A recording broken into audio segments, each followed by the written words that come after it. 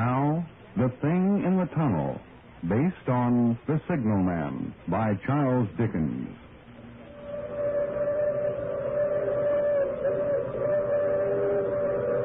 Listen. That's the long, moaning whistle of the Through Express, wailing through the lonesome night, crying like a lost and angry soul in the mountains. Listen to it. I've heard that mournful crying for 10 years. And each time it reminds me of McGregor. Yeah? It reminds me of McGregor. My name's Kelsey, Howard Kelsey. I live out here solitary and alone because I like it. I hear nothing but the wind, and the passenger and freight trains roaring through the canyons and the arroyos of the Clearwater Range, and, of course, myself. I'm a lonely man, sure. I got too many memories. There she comes. She's through the tunnel now. The Statesman Express. 12-car Pullman roaring like a blast of thunder for home. Ah, McGregor. McGregor, are you flagging her through once more? I met McGregor by accident. In those days, I was new to this country, and I lived here with a fellow named Pike, an old-time prospector. He had a voice of sandpaper and a heart of stone. He didn't like me, and I didn't like him. But prospecting kept us together for a time. Nonetheless, we went out separately, and sometimes 2 or 3 days went by before we saw each other again. I first met McGregor on one of those trips. I'd come through some valley in the Clearwater Range, and just as day was beginning to fall, I found myself on top of a steep embankment, overlooking a gleaming set of rails. The air was dead silent, the mountains around me purple and velvet soft in the setting sun. It was all so still and so silent that, well, for a moment I felt the whole world had died. But just then, suddenly, I saw somebody move down by the tracks. I cried, "Hello, below there! Hello!" And the man spun about and stared up the track in the opposite direction. I called again, "Hello, below there! Hello!" The man spun about again, and this time he saw me. "How do I get down there?" "Over your left, there's a path."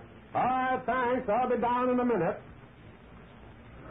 The whistle called just as I began to descend. A rumble filled the air, and just as I reached the rail bed, I saw the tunnel strewn out of mountain rock, and plunging from the tunnel's mouth, like some black, terrible monster, roared a train. Roared by me in a deafening roar.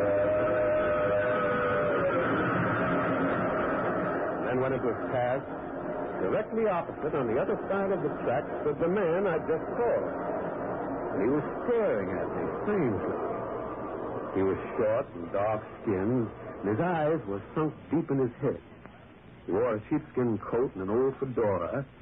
He was holding a signal flag. "Hello. My name's Kelsey." Hello.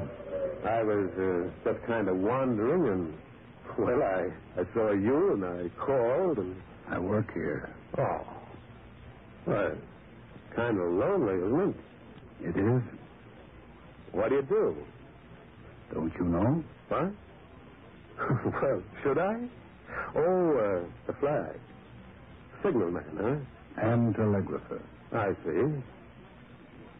Say, look, if I'm breaking any regulation by being here, I mean, well, you look as if I was thinking that maybe I've seen you before. Where? Over there. By the tunnel now? Yes. Oh, good Lord, man, I've never seen it before. I didn't even know you had a tunnel here. Well, don't you believe me? I think so. My name is McGregor. I'm glad to meet you, McGregor. My signal shack's just down the road. I've got some coffee inside. I'd be glad to share some. Like you said, it's lonely here. Very lonely.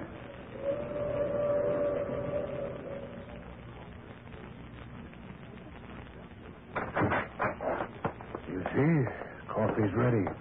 Well, can I help or get cups or something? No, I'll get them. Tell me, why did you shout what you did when you were on the embankment? What did I shout? Hello, below there. Hello. Those were the exact words. Well, I don't know why I shouted them especially.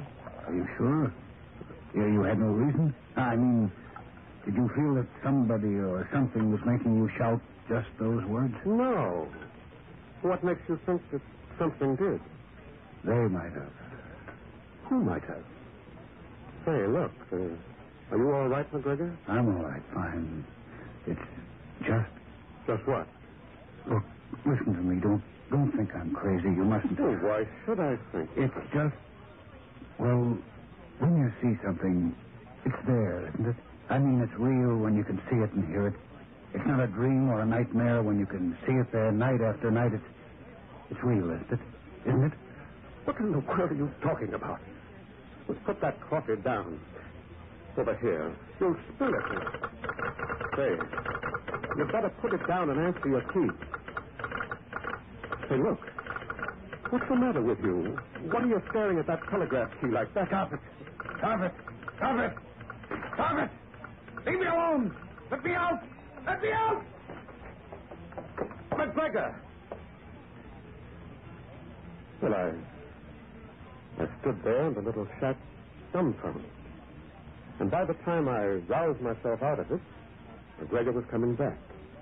He came into the shack and his face was haggard and his eyes strained wide and unseeing. He shut the door. It's gone. What's gone? What are you talking about, McGregor? Are you sick or something? It was there. I saw it. Why does it come back? Why?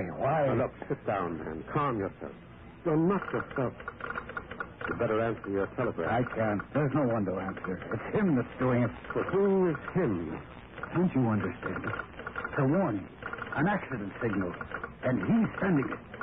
Now, listen to me. This can't go on. Stands there night after night in the tunnel's mouth, and he shouts frantically, "Hello, below there! Hello! Look out! Clear the track! Clear the track!" Been going on for a week now, standing there and shouting in such an agony. It's the wind you've been hearing, It's man. not the wind, it's him. Him. He's outside now in the tunnel mouth. You've been dreaming things. Then look for yourself. Look for yourself. I will. Well, I walked up the track toward the tunnel. And then I saw it. I stopped dead. And I stared. And there, standing in the tunnel's mouth, wrapped in an eerie radiance, stood a figure. I could see him clearly. One hand waving frantically, and the other hiding his face. And I could hear his voice, like something out of the tomb, pleading. Hello, below there. Hello. Look out. Look out. Clear the track. Clear the track. And again that train whistle moaned amongst the hills. And all the time I watched him, he stood there waving, dressed in what seemed to be a short coat and a beaver hat. Look out. Clear the track. Clear the track. McGregor! Bring a lantern, McGregor. Why? He gives us home right. Bring out a lantern.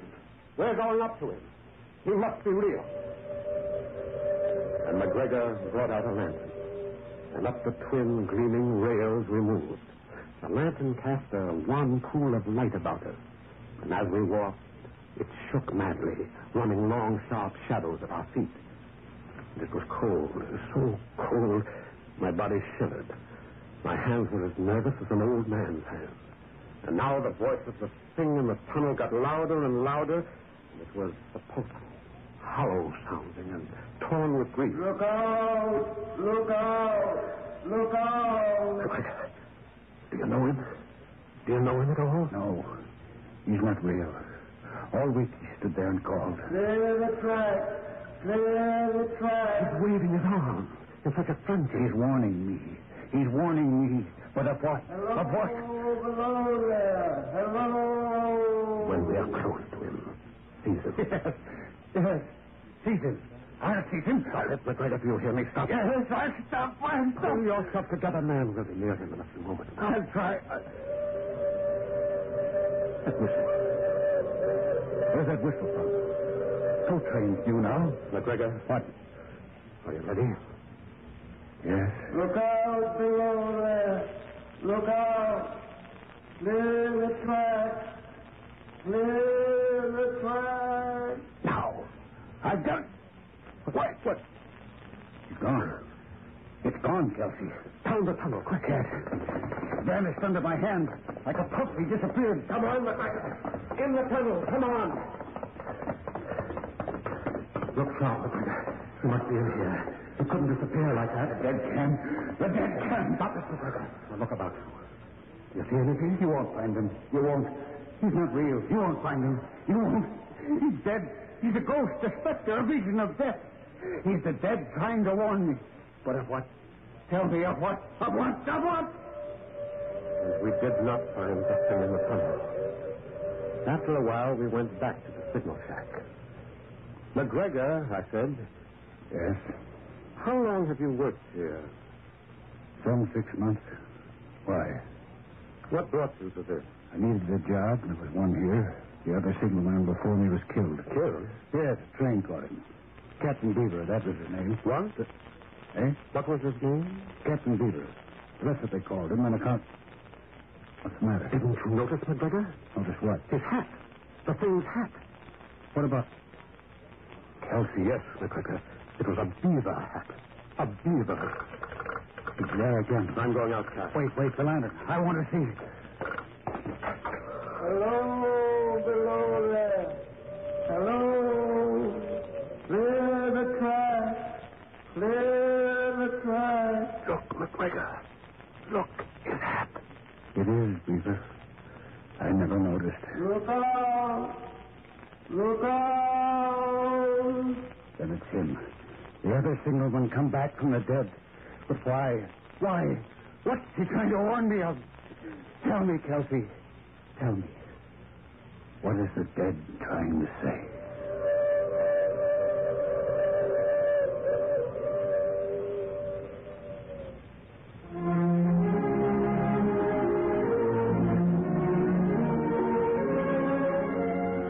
Our story continues after this brief pause.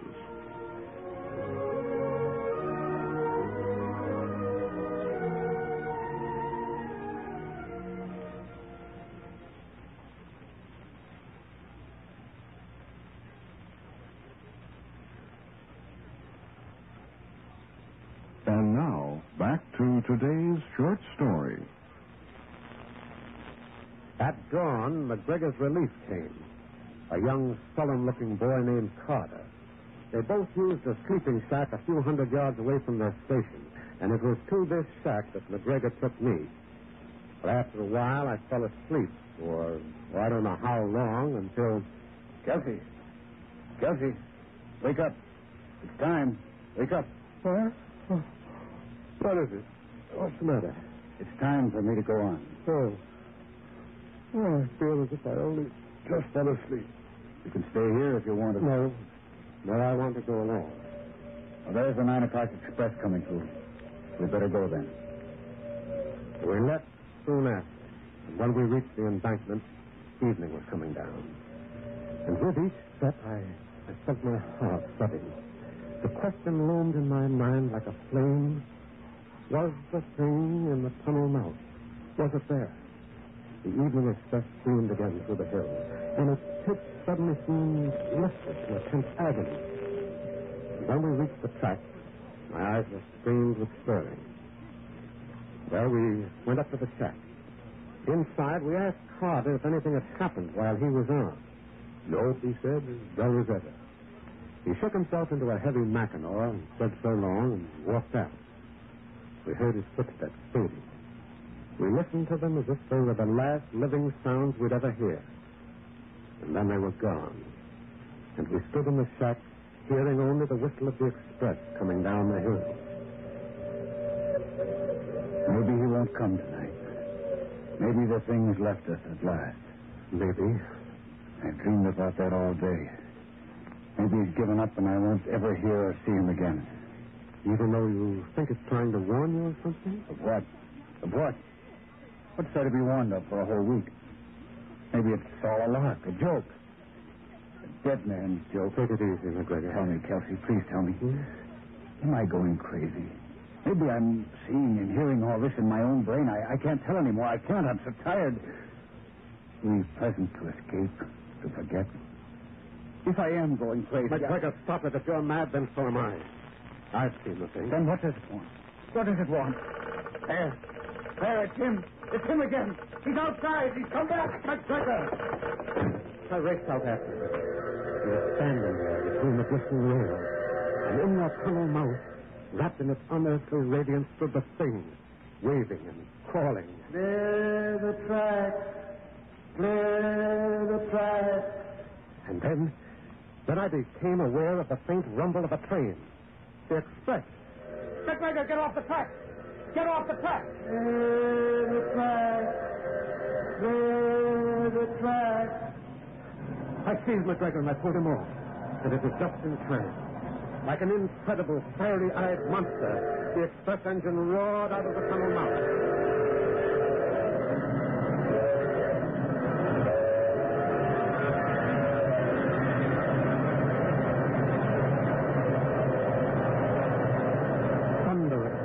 Multiple eyes it flung past. And then, unbelievably, it happened. I saw the rear cars, as if they were toys, suddenly flung, hurtling off the track.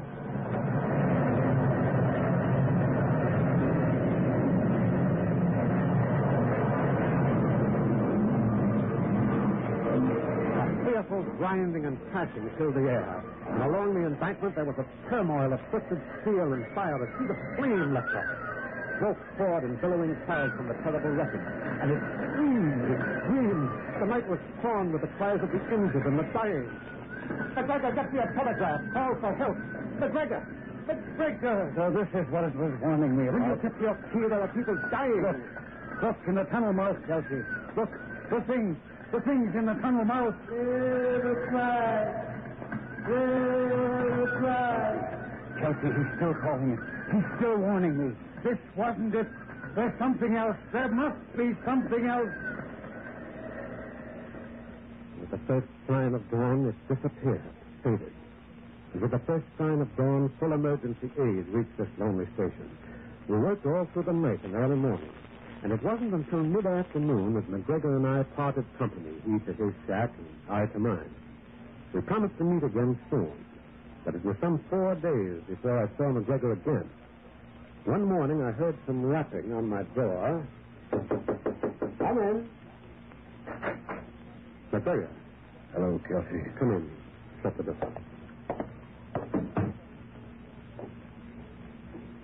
He's moved, Kelsey. Moved? The thing.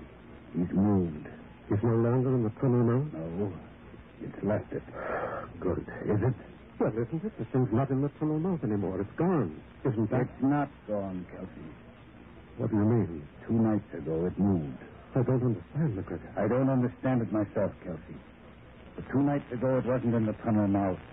It appeared further down the tracks. You mean? I mean, it appeared closer to me. And it waved and called to me from its new position. Last night, it appeared even nearer in another position. But why? Can't you understand why? It's frantic, Kelsey. Frantic. It can't get me to understand what it wants to warn me of from the tunnel mouth, so it's coming closer. Maybe its time is running out, getting shorter. Shorter. And maybe it was only an illusion. Is the thing itself an illusion? Oh, I tell you, it's time to reach me to tell me something, Kelsey. You mustn't go back. That's just it. I mustn't stay away. I mustn't. You've got to stay away. Can't you see? Maybe what it wants to tell me will eat it. Maybe it's an anguished, damned soul, and I can see it. I don't know. Maybe it's about a different accident. Or what? Or maybe it's about myself. Maybe it's a message to me alone. Maybe that signalman's come back from the grave just for me. I can't go away. I can't. I've got to wait until it reaches me, until I understand, until I know. And in the falling dusk, we came down the embankment. Playing at the same time the first signalings of the Northwest Limited to Statesman. winding through the Clearwater Range. We relieved Carter, and after he had gone, we sat down in the shack. Somehow, this night felt uniquely strange. Later on, I knew why. Kelsey, I have a brother back east. Hmm? If anything should happen, let him know. I write his address. Now stop that nonsense, McGregor. It's not nonsense. I feel it tonight. There's something... You let him know, please. You will, won't you? This is foolish. All right, I will. But nothing's going to happen. That's the statement. From the canyon now. I wish I were on it. Going past, never stopping. I wish... Kelsey. Yes? Why don't the dead lie still? Haven't they had enough of living? What insane desire drives them back again? If you don't leave off these ideas... The telegraph key's all right, isn't it? Why? See if the key's all right, Kelsey. Try it. Tap it. No, but... No. See. He has to be able to reach me. If the key's not working, how can he? Tap it. Oh, all right. There. It's fine. It works fine. And that's strange. Where is he? Where are you going? Outside. I've got to see. Now, will you please, Tom? Something wrong, I know. I've got to reach. I've got to... McGregor! McGregor, the key. Captain Beaver, where are you? The guy, McGregor, where are you, Signal? He was calling the thing. And all at once, I was seized with terror. I ran out. There in the moonless night, I saw McGregor walking up the tracks, moving slowly, calling. Walking like a lonely, bewildered hunter in the immense starry night of the mountains. Where are you, Captain Beaver? I'm coming. Where are you? But something was wrong. Because the thing was not visible. Even McGregor was aware of it. He halted uncertainly for a moment, his head turning in all directions. And to find me, Captain Beaver, McGregor, looking for you. Is something wrong? Tell me. What should I do? Tell me. The train, McGregor! The train! And then suddenly, as if it were a trick of magic, the air flared luridly beside McGregor and the thing stood there. Captain Beaver, I'm here. What is it? Tell me. What are you trying to tell me?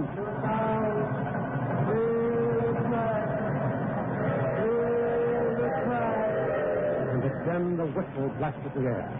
I saw McGregor staring, face to face with the thing, as if he were listening. I saw the thing waving and shouting, but all at once I did not hear its words. And I knew that it was speaking to McGregor.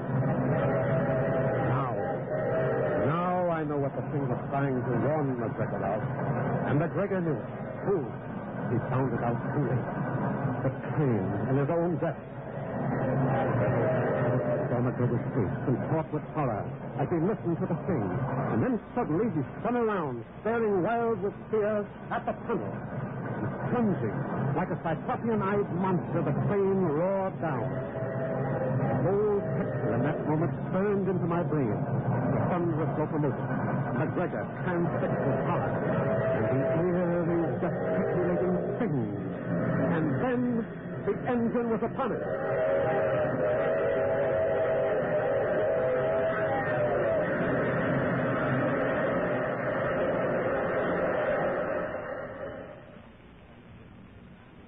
They stopped the train a few hundred yards below the accident. But there was nothing much to find and less to recognize. I stood unmoving for a while. This was what the thing had tried to warn McGregor of. This. His own death. The kind of accident that had occurred to the thing itself once upon a time. I remember still the last time I saw it. It stood where the train had struck McGregor down, wrapped in its own radiance, holding its bowed head in its hand as if weeping, grieving that its warning had so tragically failed. Ah, listen to it. Listen to it. Forlorn and sad. Go ahead. Blow, engineer. Blow.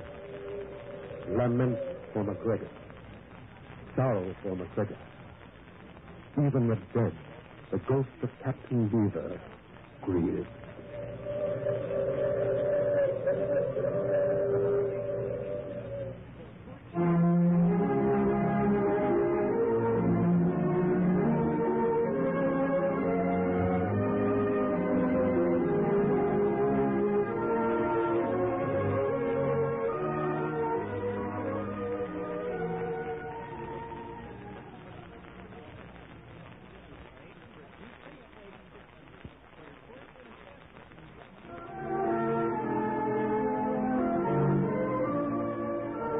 This has been NBC Short Story.